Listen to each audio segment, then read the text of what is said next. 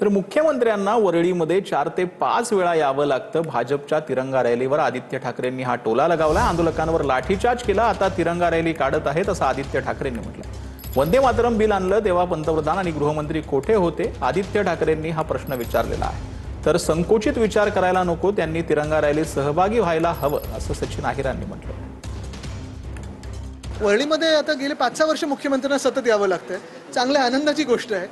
Coastal road आम्ही कसा बनवलाय तो देखील बघून घ्या, बीडीडी आम्ही प्रोजेक्ट कसा केलाय तो देखील आम्ही बघून घ्या।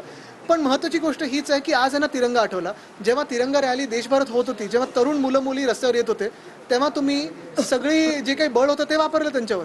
तुम्ही लाठीचार्ज केला त्याच्यावर, म्हणजे त्या लाठ्यांमध्ये खिळे होते, टिअर गॅस तुम्ही त्यांच्यावर मारलेला आहे, तुम्ही AK-47 चालवली, तेव्हा तिरंगा आठवला नाही तुम्हाला?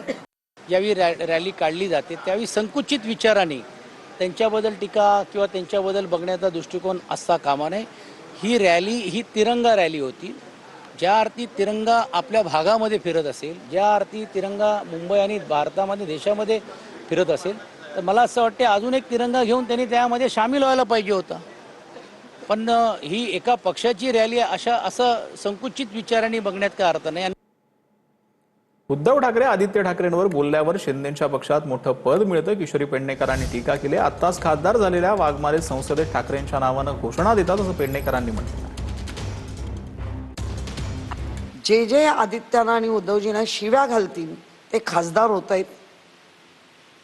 त्या बघितल्या आपण, एक ज्यांचा पहिला चेहरा आणा आल्याचा आणि आत्ताचा चेहरा आणा, जर कशात बदल झाला असेल तर त्या चिचुंदरी वाघमारीमध्ये झाला।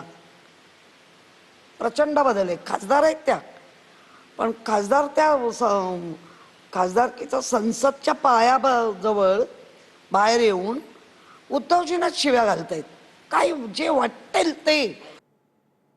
तर शिंदे मुख्यमंत्री व्हावे ही प्रत्येक शिवसैनिकाची इच्छा असं दादा भुसेंनी म्हटलंय। शिंदे मुख्यमंत्री व्हावे हे मलाही वाटतं असं दादा भुसेंनी म्हटलेलं आहे।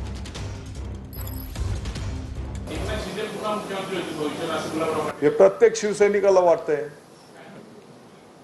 माननीय, तुम्ही बदलून घ्या माझ्याकडून,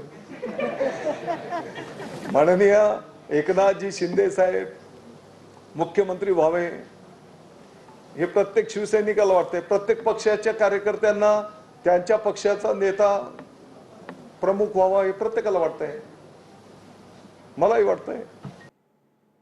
कर्जमाफीच्या पहिल्या यादीमध्ये 17 लाख पात्र शेतकऱ्यांचा फायदा, दत्तात्रय भरणेंनी ही माहिती दिली आहे। 6,22,000 शेतकऱ्यांना फायदा झाल्याचं दत्तात्रय भरणेंनी म्हटलंय। पात्र शेतकऱ्यांना टप्प्याटप्प्यानं लाभ मिळणार असल्याचं दत्तात्रय भरणेंनी म्हटलंय। 94,000 शेतकरी आयकर भरत असल्यानं अपात्र ठरल्याचं देखील दत्तात्रय भरणेंनी म्हटलं।